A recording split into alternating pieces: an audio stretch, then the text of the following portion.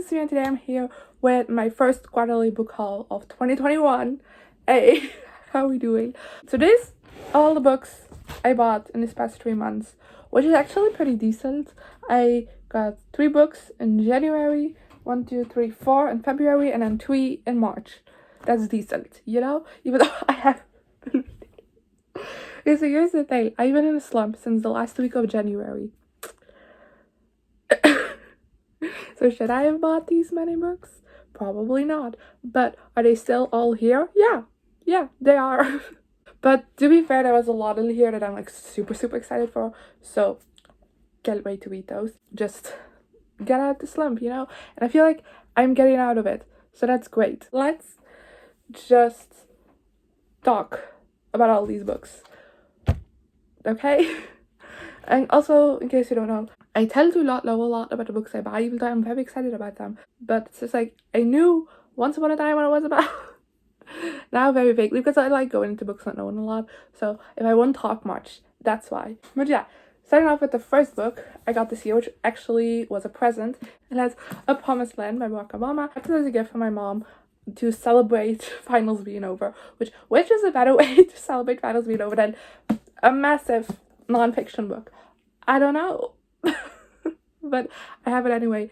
I think it's just mainly because she knew I would never buy this on myself because it was pretty expensive. So yeah, but I'm pretty excited to read this. It's gonna take me a while because non-fiction in general intimidates me, but this especially is something that's very intimidating to me. So I'm not promising for this to show up in a wrap-up very soon, but it will happen someday and you'll be there with me, I guess. I read Michelle Obama's book last year, I believe, and I really enjoyed that. So I'm kind of interested to see like the opposite perspective of that in a way. And yeah, Barack Obama is an interesting person. So I bought his book. No, I got his book as a present. And yeah, yay. Also, can we just talk about the fact that this is a Dutch book, by the way. It has a Dutch cover, which underneath is not the exact same, which does happen. It's very irritating. And it has a ribbon in it. No wonder this book was expensive. They went all out on this. Then the next book I got is I'm Thinking of Ending Things by Ian Reid. I have been debating on getting this for a while, and in January I just bit the bullet and did. I mainly got this because I believe it's one of Kat's favorite books from Paperback Dreams, I believe the channel name is. I'm very bad at remembering channel names. But I believe it's one of her favorite books, or at least she's talked about it a lot at the time like the movie came out. And it's made me very interested. I also believe this is horror, I'm not sure. So I've been trying to get more into that genre. So yeah, why not buy one that has come recommended? And it's also pretty short. So yeah, it's getting read someday.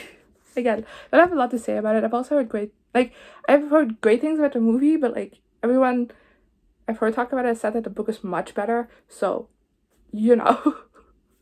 And then I also bought a book purely because it was cheap. That's Gossip Girl by Cecily von Zika.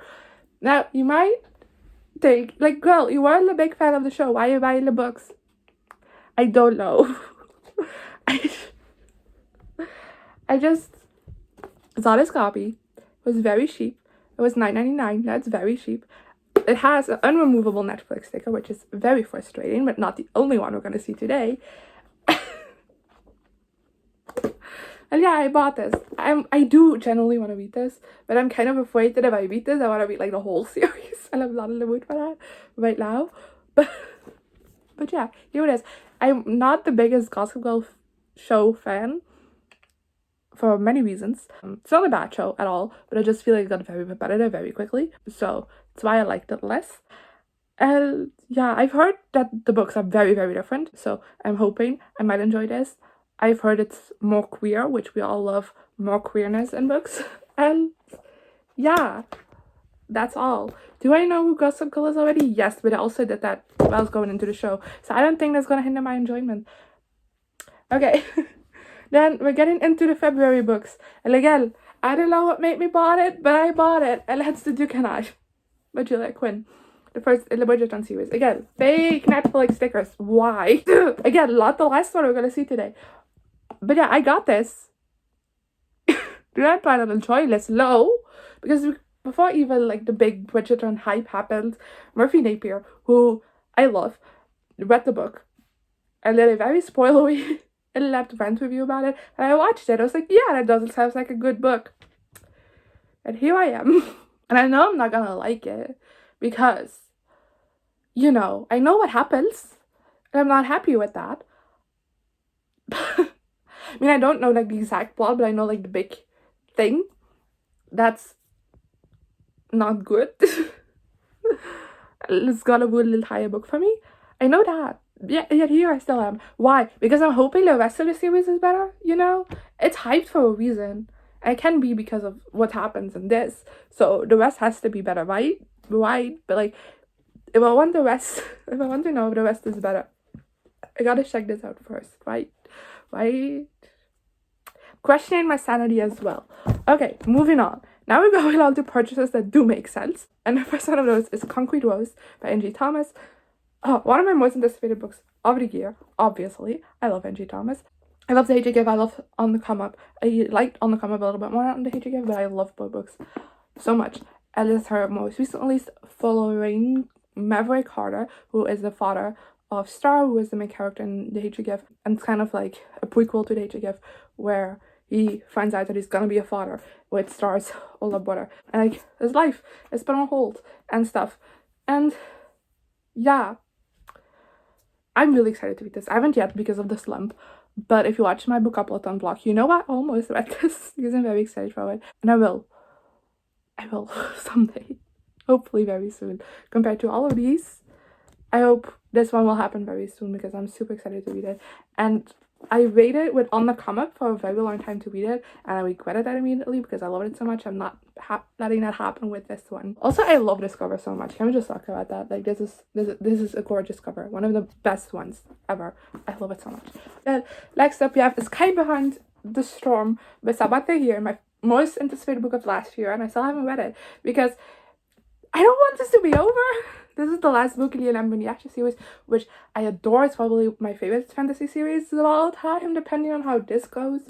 Because, of course, this could make or break it. And I was originally gonna wait for the Dutch edition to come out, because I own all the rest in the Dutch editions, and they all still match. You know, despite the cover change that happened, they, like, made changes, so it still matches. So I appreciate that. But I checked out the publisher's, like, release slate for this season, and it wasn't on there. I was like, I'm not waiting that long. So I bought this one. I'm very, very intimidated. I'm very, very scared of how this is gonna go, because Samantha here doesn't care about my feelings. I know she's gonna hurt me, and I don't want that to happen, okay? Oh, I just hope it's not bad. It's not gonna disappoint me. I don't care who she kills, as long as she's not gonna, like, disappoint me, because I need this to be a 5-star, you know? I need to. And then another big anticipated release that I have started, that's A Court of Silver Flames by Sarah J. Maas. Why did I start this over that? Hype. I'm gonna be completely honest, when everybody's reading this except you, you're like, I also want to read this. I picked this up on release date. Like, bought it on release date. So, like, of course, I also want to be involved with all the people who are reading this book. I'm just very slow. I am currently, as of filming this, 230 pages in, which isn't much. But, you know, we're getting there. Also, this is the Dutch edition. I had the English or American, I don't know, but the in English editions of the first 3 books. And even though they were chunkers, they were, like, shorter, so they were easier to hold. This is the definition of a break. This is not fun to hold. Ow. But I've been reading it. It's decent so far. I don't know.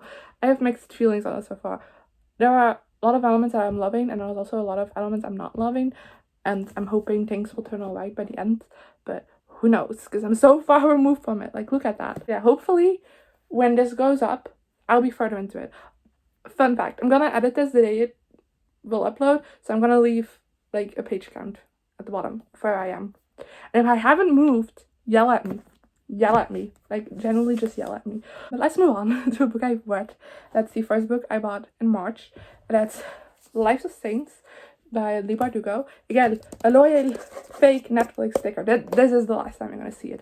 But I love these kinds of books. This is a book set in the Grisha world. It is... Oh, it's not set in the Grisha world. It's a book out of the Grisha world. It's a book like following like the stories of the saints of this world, which is a book that also exists in the world. And yeah, it was made to probably promote the Netflix show. I think that's the only reason. Also, like, here's a book. It's stunning. Why do I have that annoying little bit of paper around it? Like, look at this. Look how pretty. I'm not gonna throw this away because it belongs to it, but just saying. It looks uglier with it on. So yeah, I read this already. I loved it. I'm just a sucker for these kind of things. Like, honestly, these books about the mythology of like the world are just one of my favorite things. If you make those of my favorite series, I'm always gonna love them. The Grishaverse is one of my favorite universes, so of course I love this. It also has amazing illustrations in it. Let me show you one. Ta-da! And if you want to see all the other ones, you gotta check them out because every saint gets his own picture. I do have to say this contains spoilers for the original Grisha trilogy. Not for Six of Crows. So if you haven't read Six of Crows yet in Crooked Kingdom, you can read this. But like, contains spoilers for the Grisha trilogy. More things set in my favorite worlds. The first one being The Iron Raven by Julia Kagawa, which is the first book in a new series set into the Iron Fae world. Which, if you know me, you know I've had a history with that series. Last year, I read the original series and then the spin-off series, and then this is another spin-off series. I didn't really like the original series. I love the spin-off series, and I'm hoping to love this because it follows Buck, and I love Buck. Buck was probably my favorite part of the original series, so like, if I'm not gonna love this, I'm gonna scream, because how can I love Buck? You know? Because yeah, this was one of my most anticipated releases of the year, mainly because Puck. Yeah, I don't know what else to say because I don't think I can talk about this without spoiling anything else because I think it takes place after both series. I know I've been a mess this video, but I'm happy to announce to get to the last book, which is my most anticipated book of the year. Yes, it's early in the year, but like, I'm too hyped and also too scared. I'm very, very hyped for The Desolations of Devil's Acre by Ransom Wicks, which is the last book in Lewis Peregrine's Home for Peculiar Children series. I'm not ready. I know I've already experienced the last book before because it's a book that series I got a continuation after it being finished. I'm so happy it did because I loved the new 3 books. But I'm scared.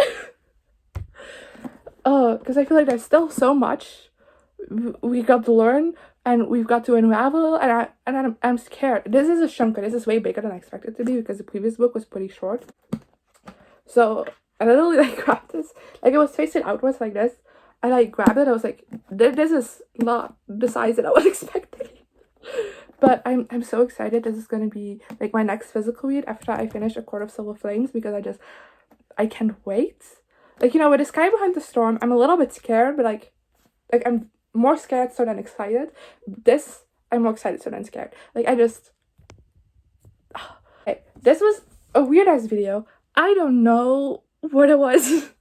But I did talk to you about the books I bought this quarter, so I guess I did what I was meant to do.